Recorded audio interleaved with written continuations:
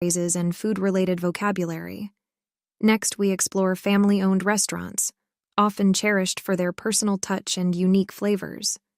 These mom-and-pop establishments are fundamental in American culture and provide a more complex range of vocabulary due to their diverse menus and the stories behind their dishes. Discussing these restaurants will help you learn how to describe food, discuss restaurant atmospheres, and engage in more detailed conversations. As we ascend the ladder of dining experiences, we arrive at upscale dining establishments. These are the epitomes of elegance and culinary sophistication. Here, the language becomes more refined and polished, involving descriptions of exotic dishes and high-quality service.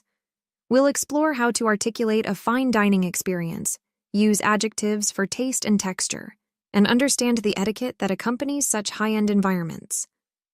Another quintessentially American dining option is the diner. Diners are informal yet iconic, offering a vast menu that often includes all-day breakfast and classic American dishes like burgers and milkshakes. The casual language used in diners makes it an excellent scenario for learning everyday English, including how to order various meals and interact casually with service staff. Tipping is another crucial aspect of dining culture in the U.S. that we'll cover. It's important to know the language of tipping, as it reflects both cultural norms and respect for service staff. We'll discuss how to calculate tips, the appropriate times to offer them, and the typical percentages that are expected. Lastly, useful phrases in a dining context are vital. For example, upon entering a restaurant, you might need to communicate the number of people in your party by saying, "Table for 2, please," or "A table for 4, if possible. When ordering, you might use phrases like, "I'll have the chicken sandwich," or "Could I try the blueberry pancakes?" Knowing how to ask for the bill or additional items politely, such as, "Could we get the check, please?" or "Could I have some extra napkins?" are also important. This comprehensive guide should equip you with the necessary skills to navigate any dining experience while practicing your English. I hope you find these insights helpful and engaging. Please leave a comment below to share your experiences or any questions you might have about dining out in the U.S. Looking forward to our next lesson. See you soon. Hello everyone, and welcome back to English with Sophia. This session is particularly designed for those of you at the B1 level of English learning. If you're aiming to enhance your listening and comprehension skills, you're in the right place. Don't forget to subscribe to our channel and click the notification bell to get updates on our new content. Today, we are going to explore a topic that is both intriguing and educational: stereotypes. Introduction to stereotypes. A stereotype is a generalized belief or idea about a group of people that is often oversimplified and not entirely accurate. While some stereotypes might be based on real observations, they typically do not account for the full diversity and complexity of individuals within those groups. Importance of discussing stereotypes. Understanding and discussing stereotypes is vital for English learners like you, as it can help improve cultural comprehension and sensitivity. This discussion will aid in recognizing common stereotypes and assessing their truth, which is essential for effective communication in a global context. Examining common stereotypes. Economic stereotypes. Often, people from economically developed countries are perceived as wealthy. This stereotype can influence how they are viewed and treated internationally, and it's important to understand the economic diversity that exists within any country. Cultural knowledge. There is a stereotype that individuals from richer nations lack knowledge about other cultures. By discussing this, we can address misconceptions and emphasize the value of cultural education. Work ethic. The view that people from certain regions are workaholics is widespread. We will discuss how this impacts both the individual's life balance and their public perception. National pride. The stereotype that some nationalities are extremely patriotic will also be explored. Understanding the difference between healthy pride and nationalism is crucial for fostering international relationships. Discussion and critical thinking. Let's critically analyze these stereotypes and consider how they affect our interactions and understanding of global communities. Reflecting on stereotypes will not only enhance your English vocabulary and idiomatic knowledge, but also deepen your cultural awareness. Questions for reflection. 1. Identify a stereotype you have encountered about your own country or another country. How accurate do you think it is? 2. Discuss the effects of stereotypes on international or interpersonal relationships. 3. What steps can we take to challenge and change negative stereotypes in our communities? Thank you for participating in today's lesson on stereotypes, tailored specifically for B1 English learners. Engaging with this topic is crucial for developing not only your language skills, but also your global perspective. Please leave your thoughts and answers in the comments section below, and remember to subscribe for more lessons that help bridge cultural gaps through language learning. See you in the next session. Hello, everyone. Welcome to English with Sophia, where we focus on improving your English skills.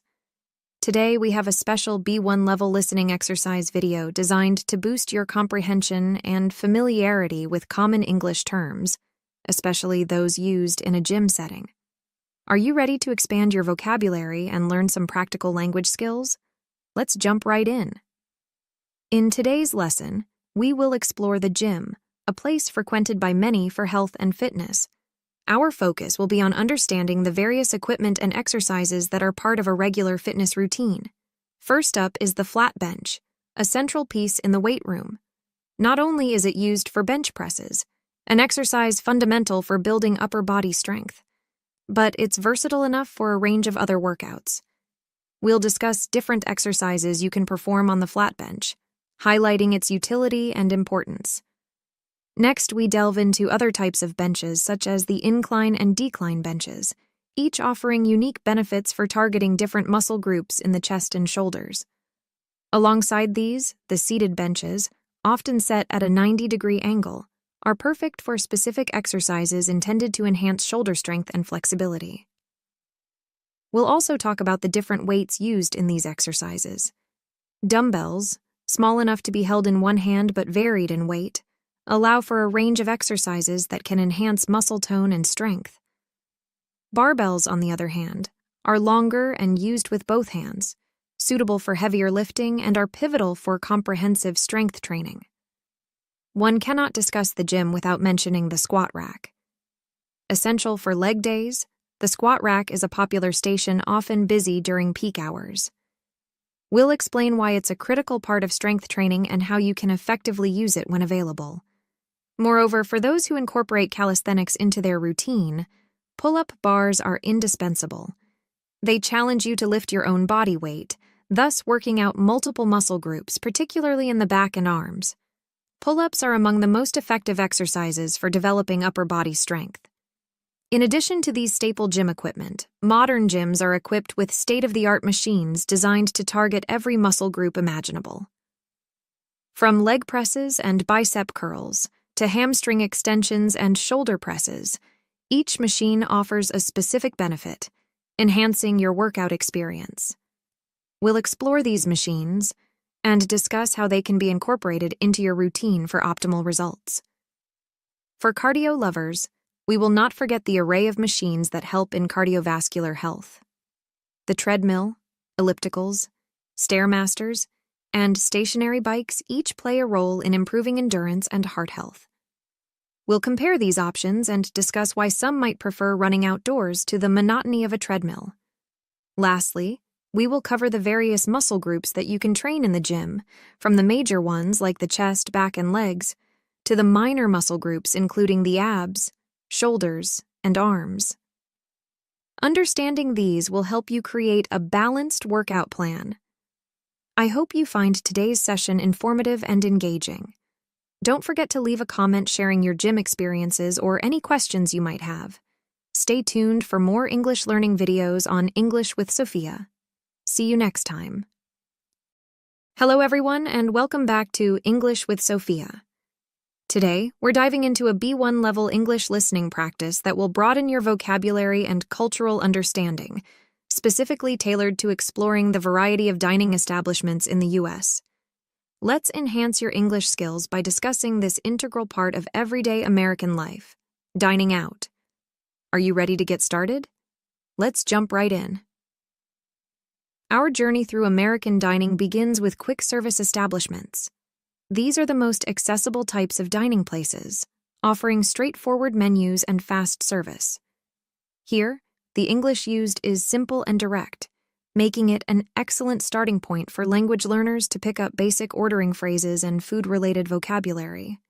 Next, we explore family-owned restaurants, often cherished for their personal touch and unique flavors. These mom-and-pop establishments are fundamental in American culture and provide a more complex range of vocabulary due to their diverse menus and the stories behind their dishes. Discussing these restaurants will help you learn how to describe food, discuss restaurant atmospheres, and engage in more detailed conversations. As we ascend the ladder of dining experiences, we arrive at upscale dining establishments. These are the epitomes of elegance and culinary sophistication.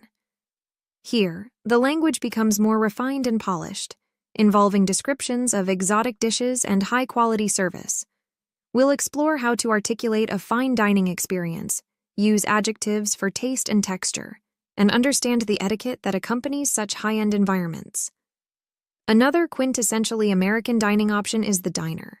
Diners are informal yet iconic, offering a vast menu that often includes all-day breakfast and classic American dishes like burgers and milkshakes. The casual language used in diners makes it an excellent scenario for learning everyday English, including how to order various meals and interact casually with service staff. Tipping is another crucial aspect of dining culture in the U.S. that we'll cover. It's important to know the language of tipping, as it reflects both cultural norms and respect for service staff. We'll discuss how to calculate tips, the appropriate times to offer them, and the typical percentages that are expected. Lastly, useful phrases in a dining context are vital. For example, upon entering a restaurant, you might need to communicate the number of people in your party by saying, "Table for 2, please," or "A table for 4, if possible. When ordering, you might use phrases like, "I'll have the chicken sandwich," or "Could I try the blueberry pancakes?" Knowing how to ask for the bill or additional items politely, such as, "Could we get the check, please?" or "Could I have some extra napkins?" are also important. This comprehensive guide should equip you with the necessary skills to navigate any dining experience while practicing your English. I hope you find these insights helpful and engaging. Please leave a comment below to share your experiences or any questions you might have about dining out in the U.S. Looking forward to our next lesson. See you soon. Hello everyone, and welcome back to English with Sophia. In today's B1 English listening session, we'll delve into a topic relevant to all: navigating healthcare visits. This can be an anxious experience for many, and understanding the process can significantly ease these nerves. Let's enhance your English comprehension and speaking skills by exploring this essential aspect of life. Are you ready to get started? Here we go. Visiting a healthcare professional can be daunting. Personally, I feel a mix of nervousness and anxiety each time I have an appointment, eager for it to end. Despite these feelings, understanding the process and what to expect can make these visits smoother. In the U.S., managing healthcare needs involves knowing about various service plans. These plans help individuals and families mitigate the high costs associated with healthcare services. Understanding these options is crucial for making informed decisions and navigating the healthcare system more effectively. When you visit a healthcare facility for the first time, you will likely need to provide a detailed medical history.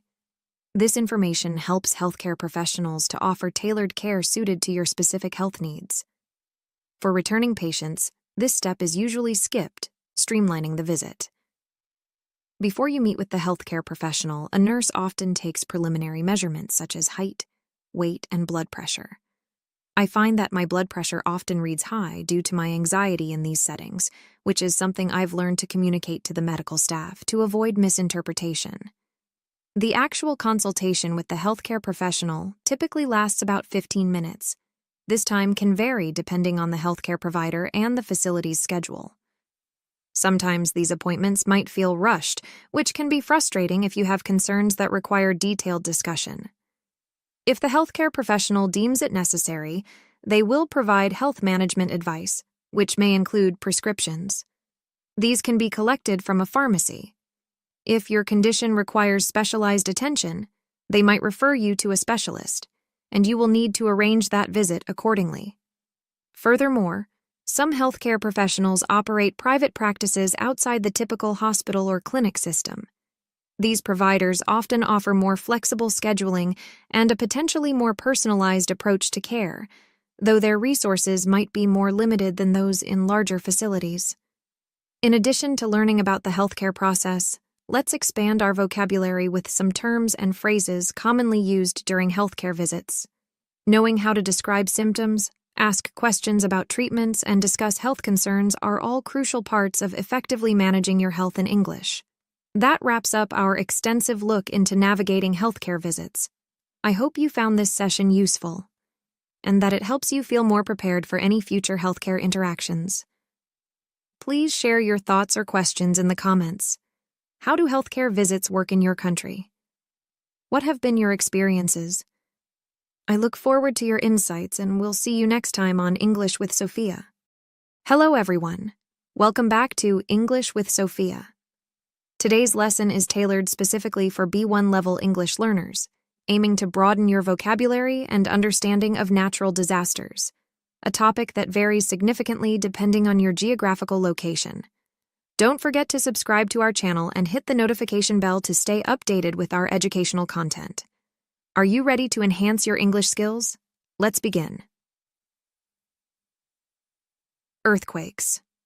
First up, we discuss earthquakes. These are sudden shakes of the Earth's surface that can occur without any prior warning. For those studying English at the B1 level, it's crucial to understand terms such as seismic activity, aftershocks, and fault lines. While most earthquakes are minor and barely noticeable, major ones can cause significant destruction, disrupting lives and infrastructure. In earthquake-prone areas like California, residents often practice earthquake drills and keep emergency supplies ready. Reflecting on personal experiences, I remember the intense shaking during a major quake while at the gym, which was quite unsettling. Have you ever felt the ground tremble? What was your immediate reaction? Hurricanes. Moving on to hurricanes, these are massive storm systems characterized by strong winds, heavy rain, and storm surges. Key vocabulary for B1 learners includes cyclone, typhoon, and eye of the storm, depending on the region. The impact of hurricanes can be devastating, as illustrated by Hurricane Katrina, which not only caused extensive physical damage, but also led to significant loss of life. Living on the U.S. West Coast, I haven't experienced hurricanes personally, but understanding their power and preparing for potential impacts is crucial for those in vulnerable areas. Tornadoes. Tornadoes, another powerful natural phenomenon, are vertical funnels of rapidly spinning air. Their occurrence is predominantly in places known as Tornado Alley in the use, including states like Oklahoma and Kansas. For B1 learners, phrases such as supercell storms, tornado watch, and tornado warning are particularly relevant. The flat landscapes in these regions facilitate the devastating potential of tornadoes, which can obliterate everything in their paths within minutes. The cinematic depiction of people taking shelter from tornadoes is not just dramatic, but a real-life necessity for those in affected areas. Floods. Lastly, we discuss floods, which are typically caused by excessive rainfall leading to overflow of water onto normally dry land. Important terms for learners include flash flooding, water levels, and evacuation orders. In many parts of the world, poor urban planning exacerbates the effects of floods, leading to severe disruptions and damages. In places like Mexico, heavy rains regularly result in flooded streets and paralyzed traffic, illustrating the significant impact of floods on daily life and mobility. Each of these natural disasters offers a unique perspective on the forces of nature and provides a rich context for learning and discussing relevant English vocabulary. Now, I'd love to hear from you. Have you ever been affected by any of these natural disasters? How did you cope, and what was the aftermath? Your experiences are valuable, and sharing them helps us all learn more about these powerful natural phenomena. Thank you for joining today's comprehensive discussion on natural disasters tailored for B1 level English learners. Remember to subscribe for more insightful lessons, and I look forward to reading your comments below. Stay safe and keep learning until our next lesson. Hello everyone, and welcome back to another B1 English listening practice video here on English with Sophia. If you're finding our sessions beneficial, make sure to subscribe to our channel and click the notification bell so you won't miss any of our future videos. Are you ready to start? Today we're delving into the topic of immigration, a highly relevant issue in our increasingly globalized world. As countries become more interconnected, more people are considering moving abroad for various reasons. Some are in search of better job opportunities, others seek a safer environment, and many just desire a change of scenery. There are countless reasons why one might choose to immigrate. Personally, having lived abroad for nearly 4 years, I've gained substantial first-hand experience with the nuances of immigration. Let's explore the advantages of moving to another country, and then we'll discuss some of the challenges as well. One major benefit is the cultural experience. Stepping out of your comfort zone can be incredibly rewarding. Before I moved abroad, I hadn't fully emerged from my shell. However, starting a new life in a foreign country expanded my horizons significantly. I made new friends, engaged in new activities, and learned a new language. Admittedly, adapting to all these changes was challenging, but it was also a tremendous growth experience. It teaches you about what you truly value in life and what you are willing to adapt. Another benefit of immigrating is the potential for enhanced career opportunities. Many of my students moved abroad because they found opportunities to advance their careers and earn a better living, supporting themselves and their families more effectively. In some countries where salaries are low or the currency is weak, relocating can make economic sense. Additionally, immigrating provides a great opportunity to learn a new language. Being immersed in a place where you must speak a foreign language for daily activities accelerates your learning process. It might be stressful, but it is often the final push needed to truly master a new language. However, there are downsides to moving abroad. The hardest part about immigrating is often leaving loved ones behind. No matter the excitement of living in a new place, the absence of family and friends can be deeply felt. While technology allows for video calls and messaging, it doesn't replace the presence of physical closeness. The feeling of missing your loved ones doesn't easily go away. Another challenge is culture shock. While being exposed to new cultural practices can be enlightening, it can also be overwhelming. No matter how much you appreciate a foreign culture, it's unlikely you'll ever fully assimilate all its values and norms. Culture shock can lead to frequent misunderstandings and miscommunications, which I have experienced during my time abroad. It's a common part of living in a new cultural context. Lastly, a significant time spent abroad can blur your sense of home. Upon returning, you may find that what was once familiar now feels foreign, a phenomenon known as reverse culture shock. Now, to check your understanding, I have 3 questions for you. 1. How long have I lived abroad? 2. What do I consider the worst aspect of moving abroad? 3. What might you experience if you return home after living abroad for many years? Thank you for joining today's discussion on immigration. Your participation helps enhance our community's learning experience. Remember to subscribe for more insights, and feel free to share your thoughts and answers in the comments below. See you next time. Hello everyone. Welcome back to English with Sophia, where we strive to enhance your English language skills. Today, we are exploring a fascinating aspect of cultural norms, tipping practices around the world. Don't forget to subscribe and hit the notification bell to keep up with our latest content. Tipping, or giving a gratuity, is a common practice in many parts of the world, but the expectations vary greatly. It's a way of showing appreciation for service, but it's also steeped in cultural habits. In the United States, tipping is almost an unwritten rule in many service industries. It has evolved over time from a modest 10–15% to a more substantial 18–20% in many places. This increase reflects changes in societal expectations, but can be a source of confusion for visitors from countries with different customs. For instance, in Europe, the approach to tipping can vary even from one country to another. In France and Spain, service charges are typically included in the price of your meal at a restaurant, so tipping extra is not necessary unless you want to reward exceptional service. Contrast this with Japan and South Korea, where tipping might be seen as rude or unnecessary because excellent service is expected as part of the cultural norm. This stark difference highlights the importance of understanding local customs to avoid cultural faux pas. Expanding our view to the Middle East, where many countries have a mixed approach to tipping, it's not usually expected as part of the service, but it is appreciated as a gesture of thanks, especially in tourist areas. The practice of tipping goes beyond restaurants and includes other services such as taxi drivers, hotel staff, and hairdressers in many countries. In the U.S., for instance, it's customary to tip your taxi driver and hotel housekeeping staff, a practice that might surprise visitors from countries where such tipping is uncommon. Now, let's reflect on the broader implications of tipping.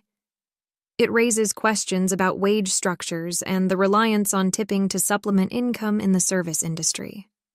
This aspect of financial dependence on tips can vary significantly from one country to another and impacts how workers perceive their jobs and how consumers approach the concept of service. I'd like to hear your thoughts and experiences. 1. How does the tipping culture in your country compare to what I've described? 2. Can you share a time when you were unsure about the tipping etiquette while traveling? 3. What do you think about the reliance on tips in the service industry? Thank you for joining today's discussion on tipping around the world. Your insights are invaluable as we navigate the complexities of cultural practices together. Remember to subscribe for more engaging English learning content and share your thoughts in the comments below. See you next time. Hello, everyone, and welcome back to English with Sophia. If you're eager to improve your English skills at a B1 level, don't forget to subscribe to our channel and hit the notification bell for updates on our new content. Today, we're going to delve into a topic that touches everyone's life at some point: adulthood. It's a journey that every young person anticipates with mixed feelings of excitement and apprehension. Adulthood is a significant transition, marking a move from the simpler times of childhood to a phase filled with responsibilities and decisions. Let's explore the various facets of becoming and being an adult, which might resonate with many of you watching this. The transition to adulthood. One of the foremost aspects of adulthood is the stark increase in responsibilities. Remember back when you were a child, and the biggest worry you might have had was homework or what game to play? In adulthood, the scope of responsibilities broadens immensely. You're expected to manage personal finances, make career choices, maintain relationships, and often look after others as well. Financial independence. A significant marker of adulthood is achieving financial independence. This means taking full responsibility for your finances, from paying bills and managing savings to preparing for future needs. It's a challenging yet rewarding milestone that involves a lot of learning, mistakes, and growth. How have you navigated this path, and what lessons have you learned along the way? Career and professional life. Choosing a career and progressing in it is another critical aspect of adult life. It's about finding what you love doing and then turning it into a livelihood. This journey includes education, job hunting, and continuous learning and adapting in your chosen field. It's not just about making money, but about finding fulfillment and making a contribution to society. Building and maintaining relationships. As adults, relationships take on a new level of complexity. They require more profound commitment and understanding. Managing personal and professional relationships can be one of the most challenging parts of adulthood, requiring communication skills, empathy, and patience. Personal growth and decision-making. Adulthood is also about personal growth. With more freedom comes the power to shape your own life. You make decisions about where to live, who to connect with, and what values to live by. Each decision helps you understand more about who you are and what you want from life. The challenges and joys of parenthood. For many, adulthood also involves parenting. This role brings its own set of responsibilities and joys. It's about guiding the next generation, a task that can be both daunting and incredibly rewarding. Reflection and looking forward. Lastly, adulthood offers the opportunity to reflect on your experiences and plan for the future. What have been your greatest achievements? What challenges have you overcome, and what do you look forward to accomplishing next? Now, to test your understanding of today's lesson, please answer the following questions in the comments below. 1. What do you consider the biggest responsibility of adulthood? 2. How do you approach making significant life decisions? 3. What aspect of adulthood do you find most challenging or rewarding? Thank you for joining today's discussion on adulthood. I hope this session has given you some insights into the complexities and opportunities that come with being an adult. Remember to subscribe for more English lessons and share your thoughts and experiences in the comments. I look forward to our next session together. Stay motivated and keep learning. Hello, everyone, and welcome back to English with Sophia. If you're eager to improve your English skills at a B1 level, don't forget to subscribe to our channel and hit the notification bell for updates on our new content.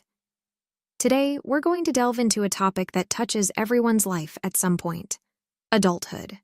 It's a journey that every young person anticipates with mixed feelings of excitement and apprehension. Adulthood is a significant transition, marking a move from the simpler times of childhood to a phase filled with responsibilities and decisions. Let's explore the various facets of becoming and being an adult, which might resonate with many of you watching this. The transition to adulthood. One of the foremost aspects of adulthood is the stark increase in responsibilities.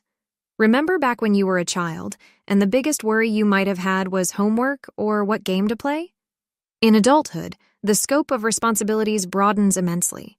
You're expected to manage personal finances, make career choices, maintain relationships, and often look after others as well. Financial independence. A significant marker of adulthood is achieving financial independence. This means taking full responsibility for your finances, from paying bills and managing savings to preparing for future needs. It's a challenging yet rewarding milestone that involves a lot of learning, mistakes, and growth. How have you navigated this path, and what lessons have you learned along the way? Career and professional life.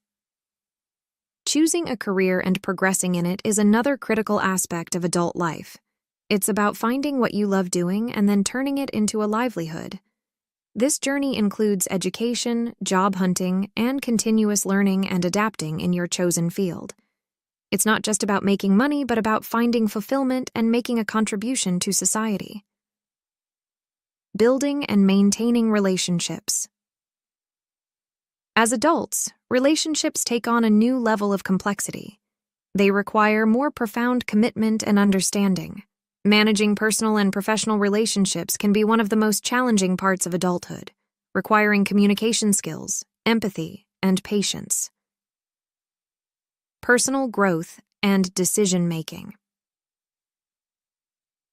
Adulthood is also about personal growth.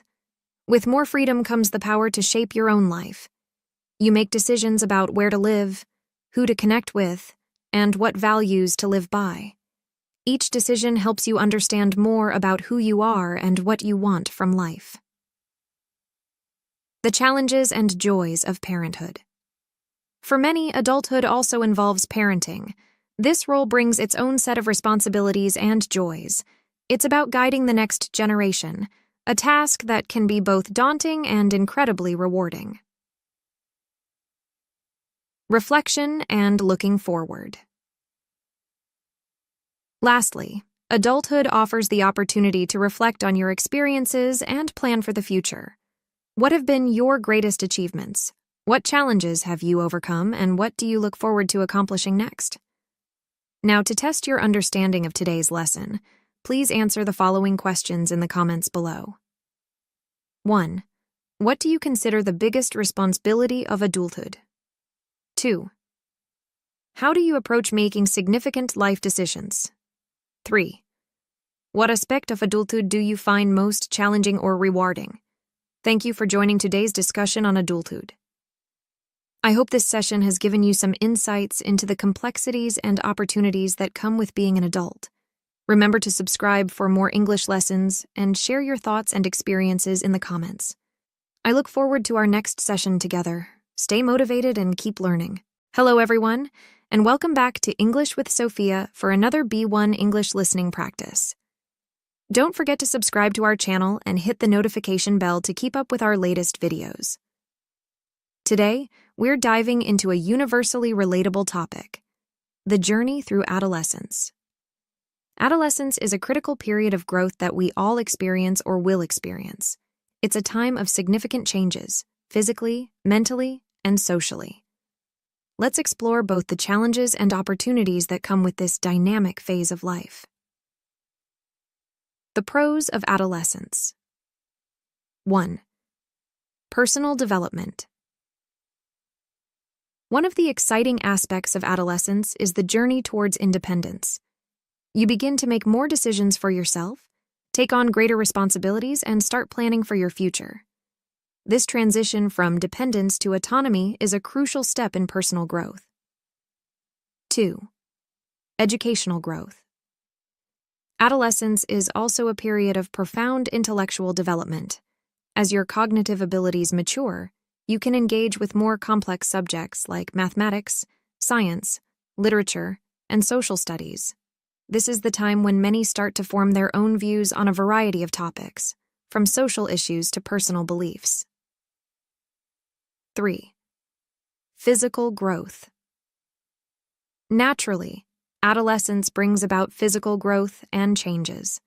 It's important to approach these changes with a positive mindset and respect for one's body. Engaging in healthy activities, whether it's sports or other forms of physical exercise, can help you appreciate and take care of your growing body. 4. Skill development.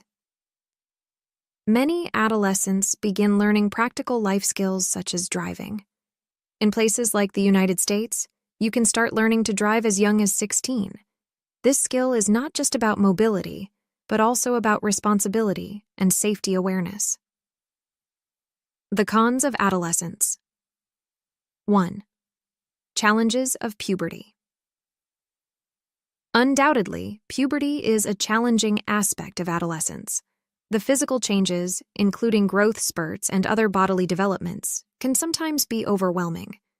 It's crucial to have supportive friends and family who can provide guidance and reassurance during this time. 2.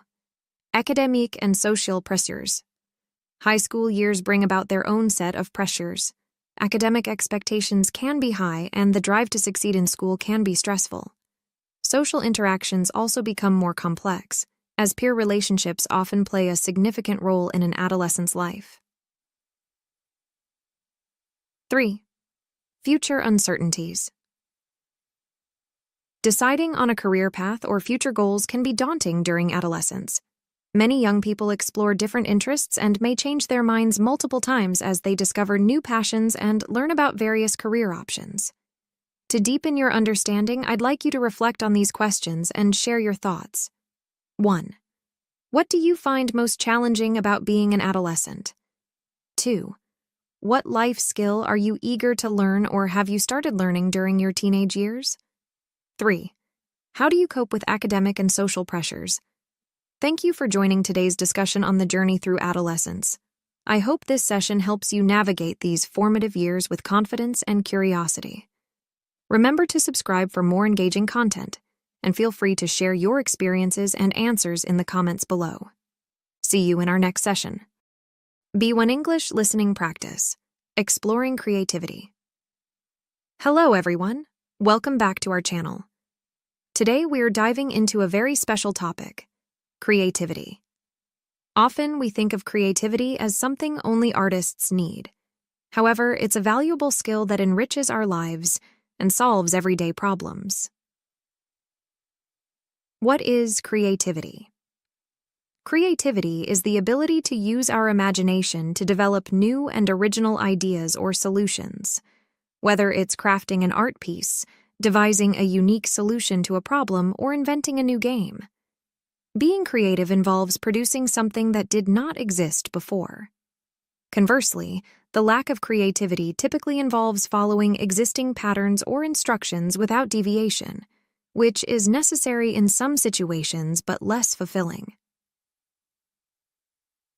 The role of creativity in professional and daily life.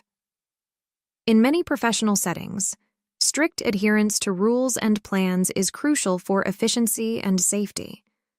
However, there are times when thinking outside the box is necessary to improve methods or solve unforeseen problems. Balancing these can lead to better outcomes and innovations.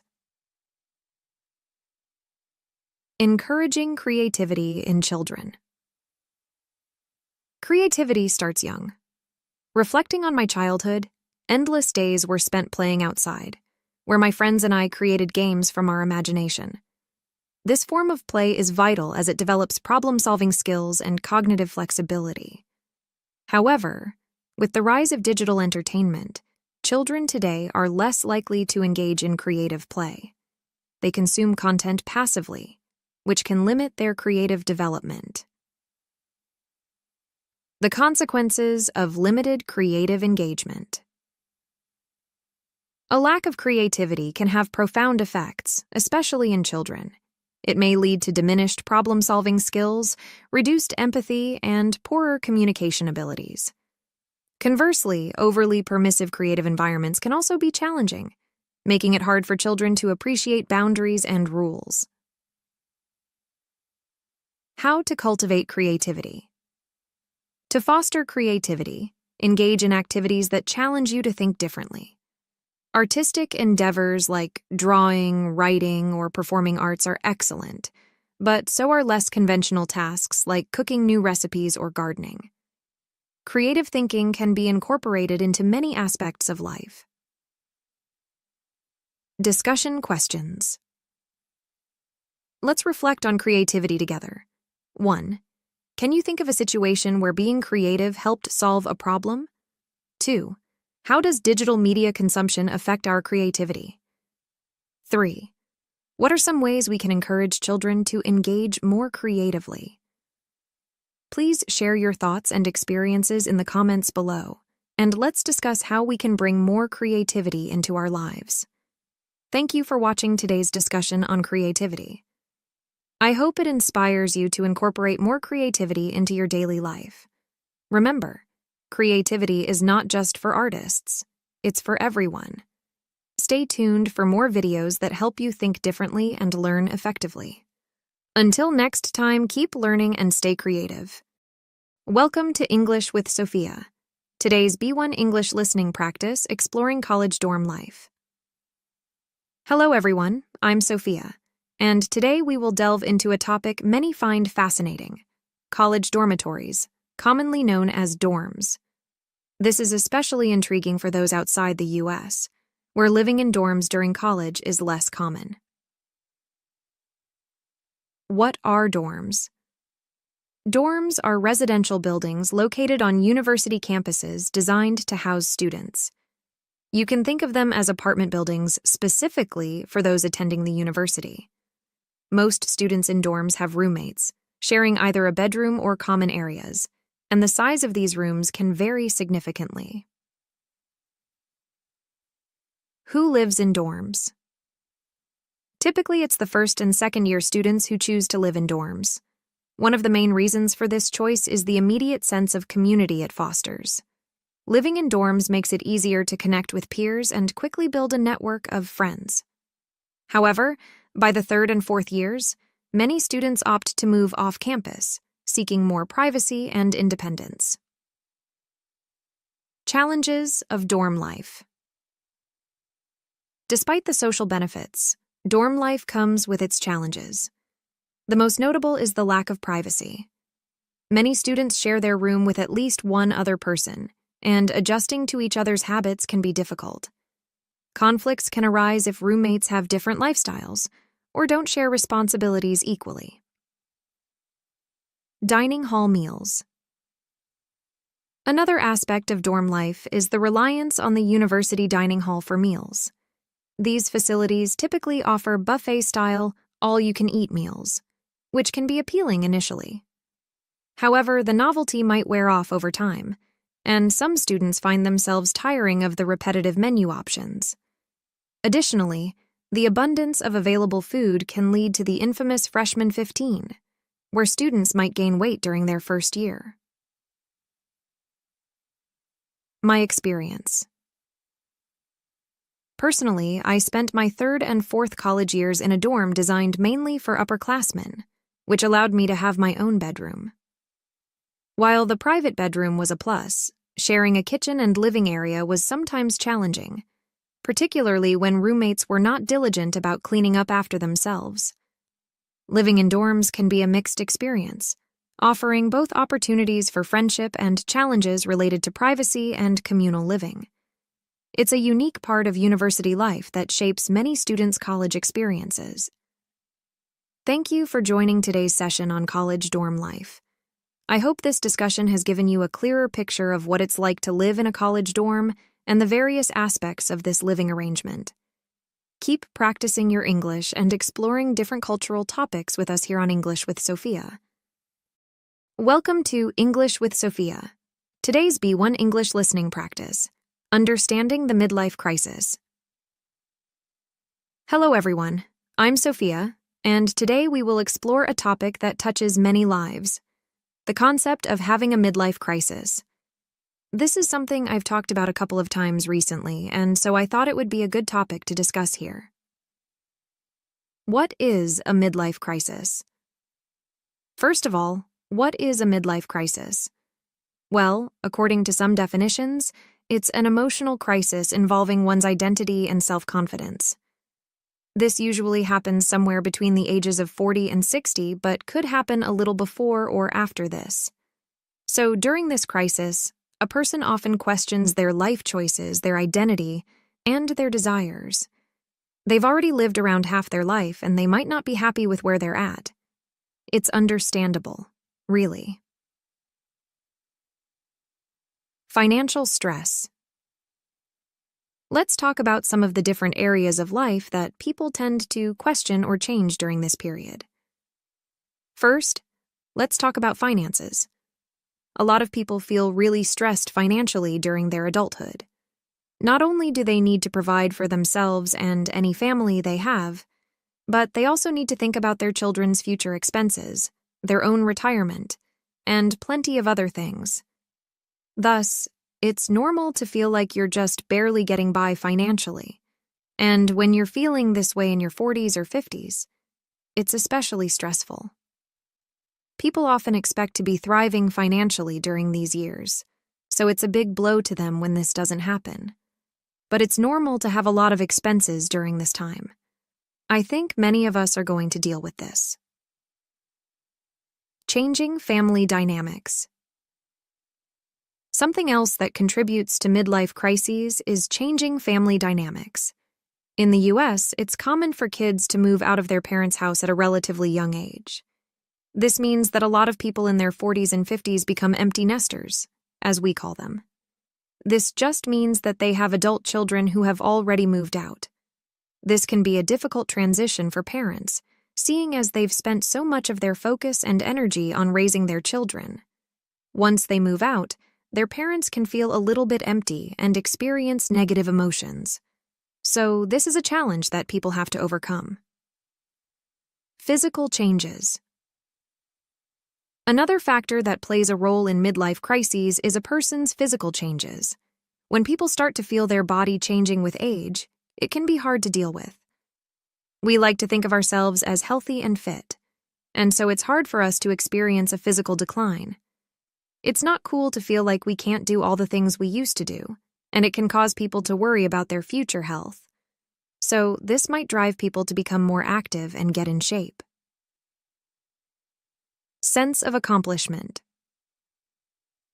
One other factor involved in midlife crises is people's sense of accomplishment. If you feel like you haven't achieved a lot by this time, you can get discouraged. We all want to feel like we've done great things and served a higher purpose. So, people might change their career during a midlife crisis because they want to do something more meaningful. So, a lot of this sounds pretty negative, but people eventually get through this period.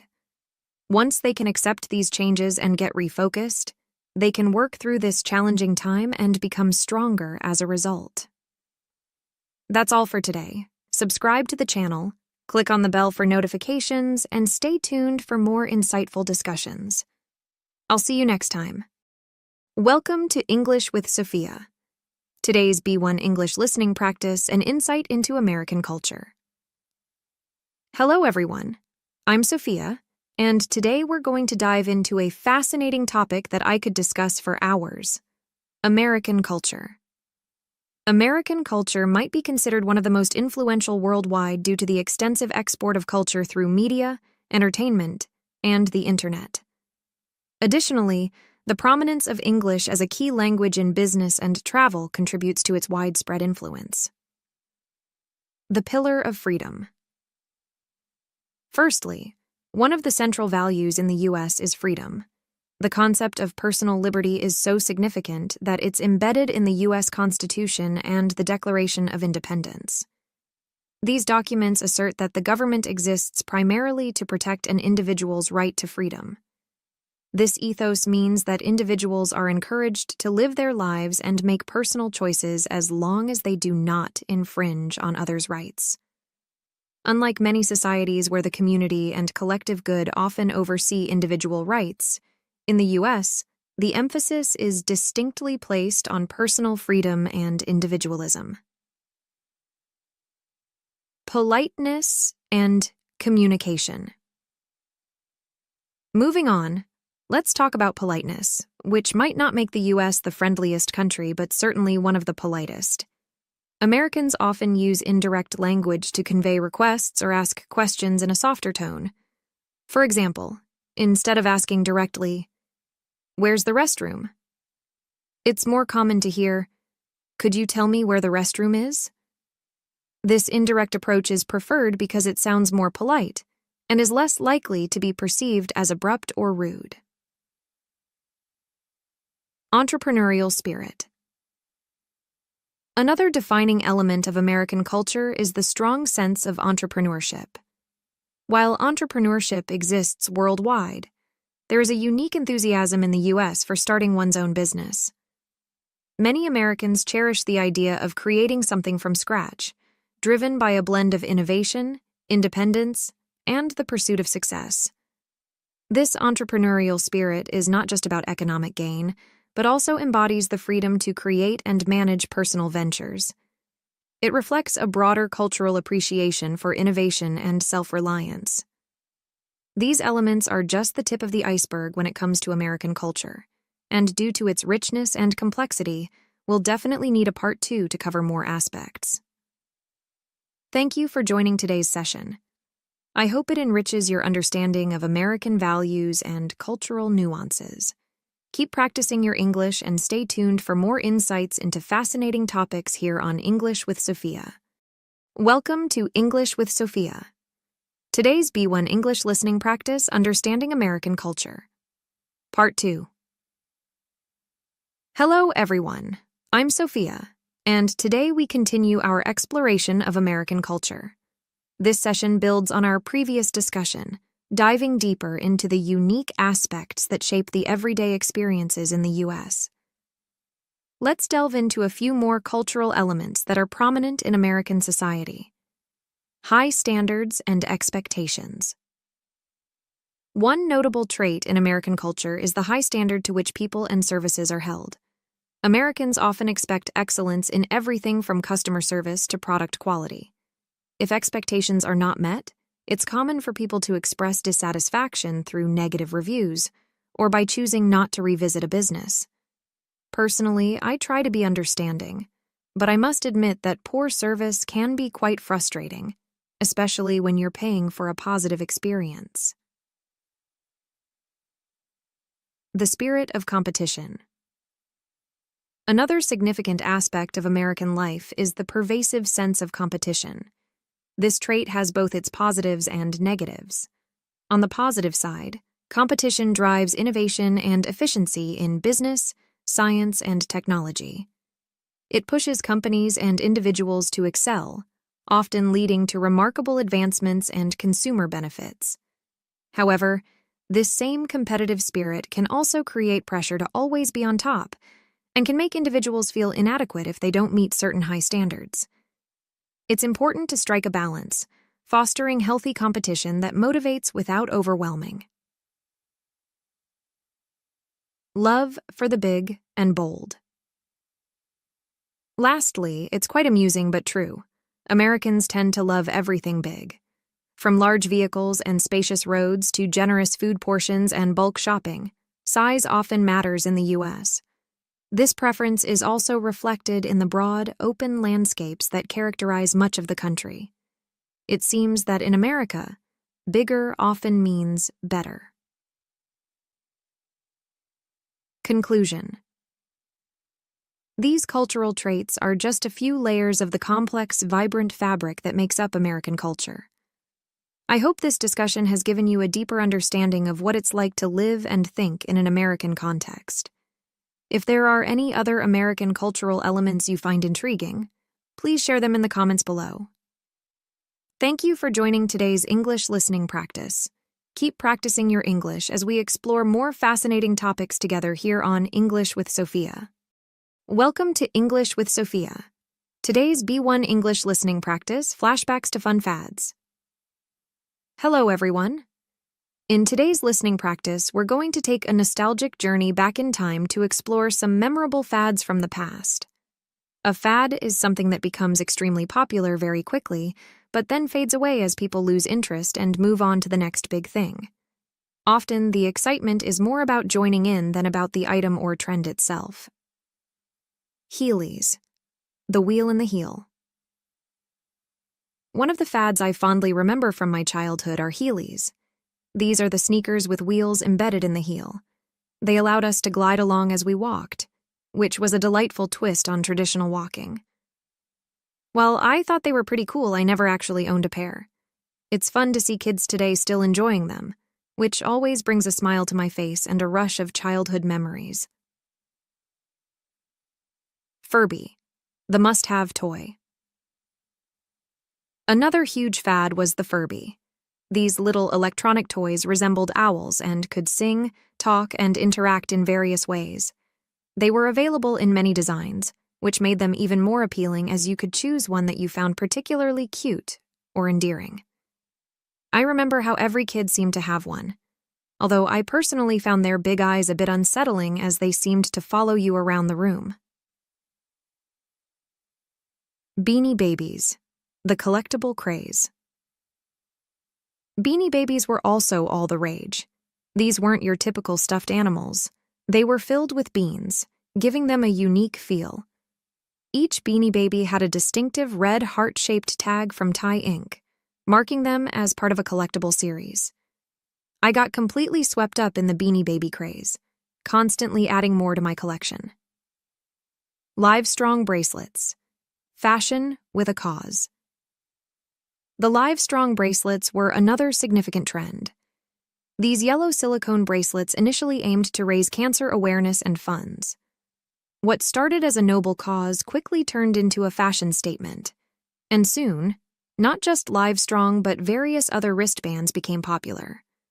I remember coordinating the colors of my wristbands with my outfits, fully embracing this trend.